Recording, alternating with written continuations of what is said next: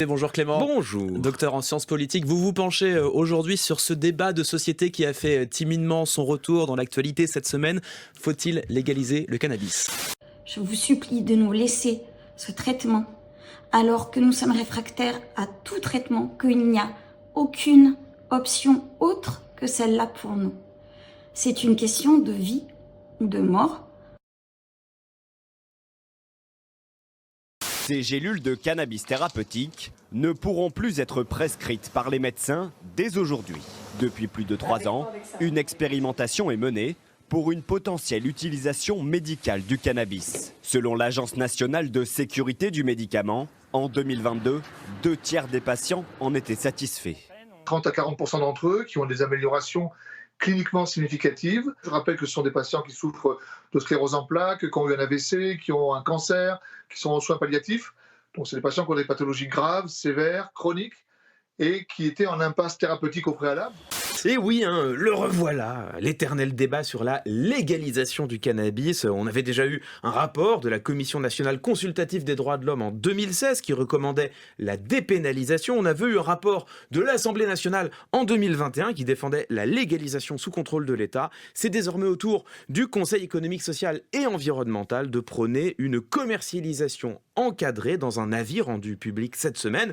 Je m'appelle Sandra Rey, j'ai 53 ans et je suis un malade depuis 17 ans et demi maintenant.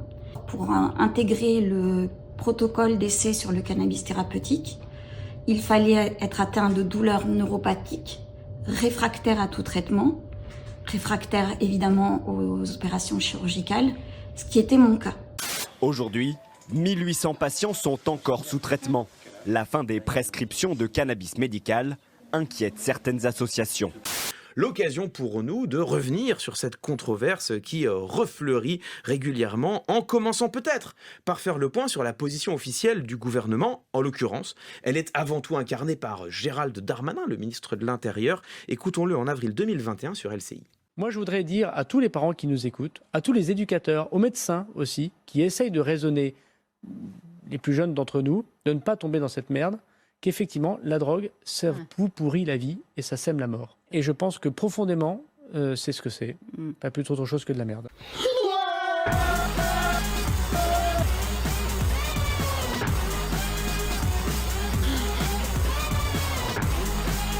Darmanin, il revient comme une tâche après une machine à 90. Il a dit je veux mettre des gardes à vue de 72 heures pour les violences sexuelles. Bon, ça j'espère c'est rétroactif. Comme ça on verra pas sa gueule pendant 3 jours. C'est déjà pas mal. Et maintenant il dit bon ben ça y est, maintenant on va s'occuper du trafic de drogue.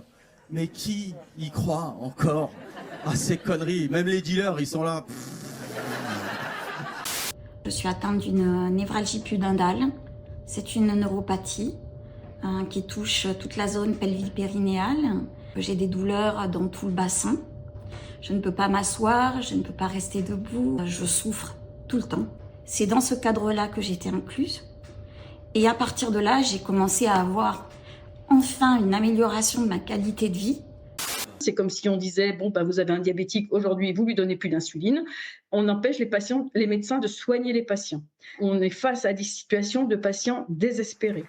Voilà un discours relativement rudimentaire, mais qui en fait est assez conforme à la position traditionnelle de la droite sur cette question. Écoutez ce que répondaient Nicolas Dupont-Aignan, Éric Zemmour et Valérie Pécresse lors de la dernière présidentielle, quand Combini leur demandait ce qu'ils pensent de la légalisation du cannabis.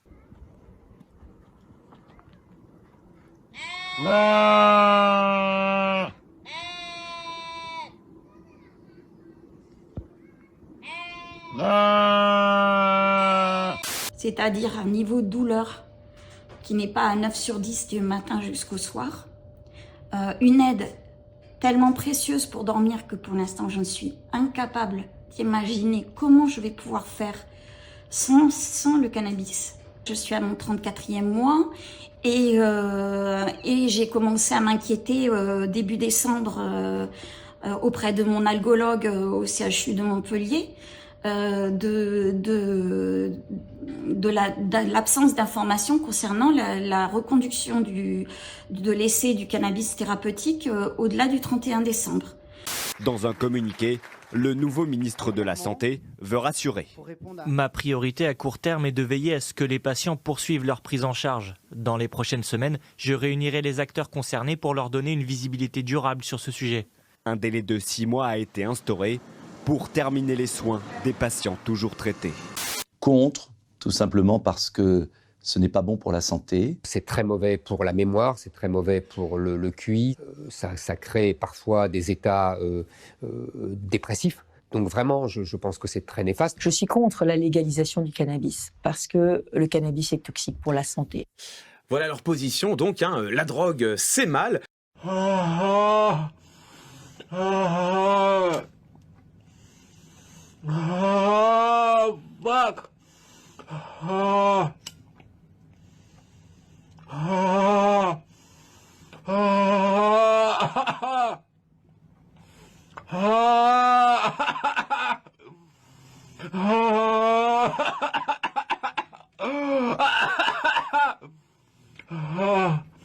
Le député LFI de Marseille, Sébastien Delogu, suggère de confier la vente de cannabis aux dealers en cas de légalisation.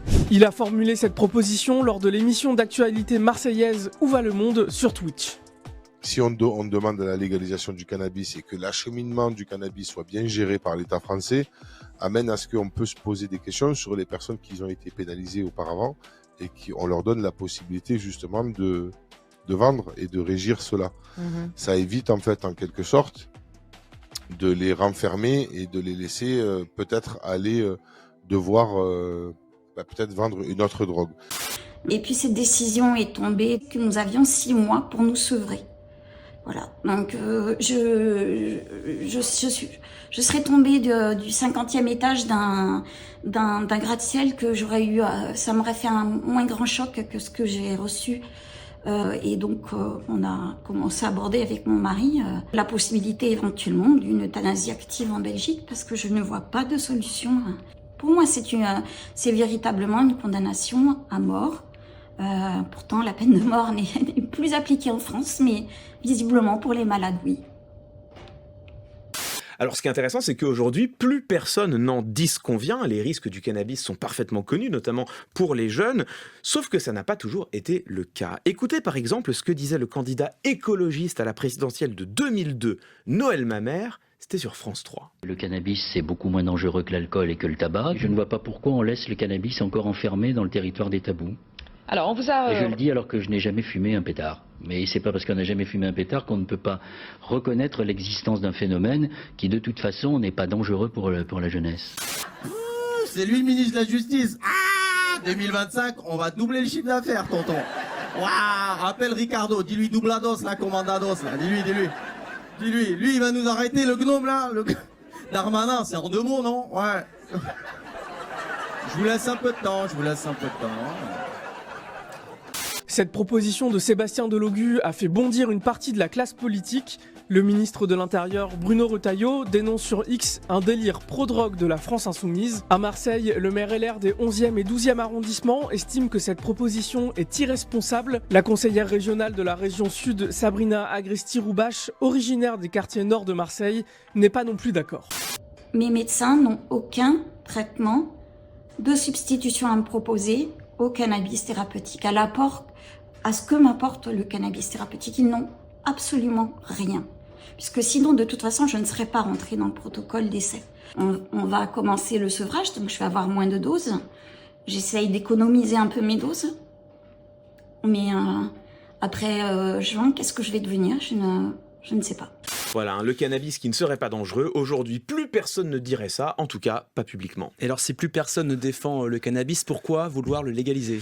Eh bien pour une première raison qui est une raison pratique, on ne parvient pas à l'interdire. La France est le pays d'Europe qui compte, et de très loin, le plus grand nombre de consommateurs de cannabis, un phénomène en constante augmentation, si on accepte une toute petite inflexion en 2021, et ce, en dépit d'une politique toujours plus sévère, toujours plus répressive. Le nombre d'infractions constatées a été multiplié par 3 en l'espace de 20 ans. Moi, je ne peux pas entendre qu'un député de la République dise que des dealers, on va en faire des gentils petits fonctionnaires de l'État français. De leur côté, des dealers rencontrés par BFM Marseille-Provence ne sont pas forcément attirés par la proposition de Sébastien Delogu. Quel intérêt pour nous ? On gagne 200 € par jour, on s'achète ce qu'on veut. Pourquoi est-ce qu'on donnerait cet argent à l'État? Ici, on vend de la drogue depuis 1999, on ne pourra pas arrêter tout ça. Cette mesure est déjà mise en place aux États-Unis. Le cannabis est légalisé depuis 2022 dans l'État de New York. Les 150 premières licences de vente ont été attribuées à des personnes condamnées pour vente ou possession de cannabis. Ce que je prends, ce que je viens de prendre il y a 1 heure, l'oxycodone, ça, c'est infiniment plus puissant, c'est 2 fois plus puissant que la morphine. J'en prends toute la journée. Donc, toutes les 4 semaines, je dois aller chez le médecin pour faire renouveler ces ordonnances d'oxycodone. Mais donc ça, il n'y a aucun souci, alors que on est plus proche de l'héroïne, vous voyez, en termes d'effet, que du cannabis. Le pire, c'est que ça ne me soulage pas beaucoup. Alors j'en prends parce que de toute façon, j'ai rien d'autre. Comme on n'arrive pas à l'interdire, autant le légaliser. Est-ce que ça suffit comme argument? Alors, non, pas vraiment. Le problème, c'est que en plus d'être inefficace, cette politique répressive, et c'est la conclusion des rapports dont on parlait tout à l'heure, cette politique répressive entraîne des effets pervers. Du point de vue déjà de la sécurité, elle a échoué de fait à enrayer le trafic qui n'a cessé de se développer. Conséquence, les tribunaux sont encombrés par des affaires de moindre importance et une partie des forces de police perd son temps à traquer la consommation de cannabis au lieu de protéger la population. Il a dit je vais isoler les plus gros trafiquants en prison. Mais d'où? Tu vas isoler quoi? Il n'y a plus de place. Tu vas les mettre où? Chez Sarkozy? Venez, bon chef, il y a de la place. Installez-vous. Carla, tu ramènes des bracelets pour tout le monde? Allez. On va échanger sur nos techniques. Le maire de Grenoble réclame un référendum sur la légalisation du cannabis et ce n'est pas la première fois. Prends un café, je t'explique. Sur le plateau de France Info, Éric Piolle a fait cette demande à l'attention d'Emmanuel Macron pour demander leur avis aux Français. Cette position du maire écologique de Grenoble n'est pas surprenante car c'est un partisan affiché de la légalisation du cannabis. En 2019, il était l'un des 70 signataires d'une tribune intitulée « Pourquoi nous voulons légaliser le cannabis ». Rebelote en 2020 devant l'Assemblée nationale avec 2 autres maires, il avait défendu une évolution de la législation allant vers une légalisation du produit encadré et contrôlé par l'État. Donc après, je prends un cocktail, c'est-à-dire que je mélange de l'ibuprofène, du doliprane, de l'oxycodone et du Lexomil. Bref, je prends un cocktail massif parce que c'est le seul moyen pour moi de calmer la douleur. Du point de vue de la santé publique, on sait que tant que les moyens sont mis sur la répression, ils ne vont pas à la prévention, alors que c'est elle qui permettrait le mieux de réduire la consommation.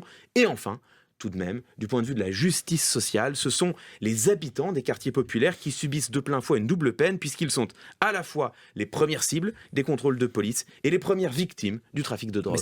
Mais alors, quels sont les arguments d'Éric Piolle? Selon lui, ça réglerait en partie le problème du trafic de drogue qui sévit notamment à Grenoble. Légaliser le cannabis ferait disparaître 50% du chiffre d'affaires du narcotrafic, d'après l'élu. Autre argument, l'inefficacité du tout répressif. On met de plus en plus de gens en prison et pour autant le trafic est toujours aussi élevé, dit-il. Est-ce que ce n'est pas une description un peu caricaturale de la situation, Clément? Eh bien, écoutez, en tout cas, c'est le bilan de la répression tel qu'il a été dressé à la fois par la commission de l'Assemblée nationale et le Conseil économique, social et environnemental. Leurs 2 rapports, c'est tout de même intéressant, on arrive à la même conclusion. Oui, si on aborde cette question d'un point de vue pragmatique, il faut légaliser le cannabis. Cela permettrait d'assécher naturellement une grande partie du trafic, de contrôler la qualité des produits qui sont mis en circulation, de libérer des moyens pour la police et la justice, de faire rentrer des milliards dans les caisses de l'État, donc de financer une véritable politique de prévention et même, paradoxalement, ça permettrait de lutter contre la consommation puisque les études montrent que quand on légalise la vente, on lève aussi l'excitation de l'interdit, ce qui a tendance à faire baisser la demande. Alors je vous en supplie de vous baser sur les critères scientifiques qui ont montré l'efficacité avec des risques, des effets secondaires infiniment moindres que ceux des morphiniques. Je vous supplie de nous laisser ce traitement. C'est une question de vie ou de mort, ou bien aussi vous allez alimenter le trafic illégal que vous, soi-disant, prétendez combattre. Ce n'est pas possible. Donc si je comprends bien, pour vous c'est plié? Eh bien non, en tout cas pas forcément, parce que, au fond, rien ne nous oblige à adopter un point de vue pragmatique. La question des interdits, de ce que la société considère comme autorisée ou comme illicite, elle est profondément politique. Et tout de même, en ce moment, depuis 10-20 ans, on encadre toujours plus étroitement la vente et la consommation d'alcool et de tabac. Et donc on peut légitimement, je pense, se demander s'il est opportun d'autoriser la commercialisation d'un nouveau produit stupéfiant. Et alors, est-ce que c'est possible de légaliser le cannabis? Eh bien, techniquement, oui. D'autres pays autorisent son usage récréatif, comme le Canada, l'Allemagne ou encore l'État de Californie aux États-Unis. Il faut aussi savoir que les Français sont les premiers consommateurs de cannabis. Sur le réseau social X, Éric Piolle a publié un tweet pour justifier son propos et les réactions sont nombreuses. Au milieu des quelques messages de soutien, on trouve de nombreux avis contre la légalisation, mais aussi des moqueries et quelques insultes. Reste maintenant à savoir si le président de la République attrapera cette perche tendue par le maire de Grenoble. Et toi, tu es pour ou contre la légalisation du cannabis? Comprenez-moi bien, sortir d'une politique répressive qui n'a jamais fonctionné, dépénaliser la consommation, faire de la prévention, il me semble qu'il y a très peu d'arguments pour s'y opposer. Mais légaliser la vente de cannabis, c'est une question sur laquelle il nous appartient, à toutes et à tous, de nous forger notre propre opinion.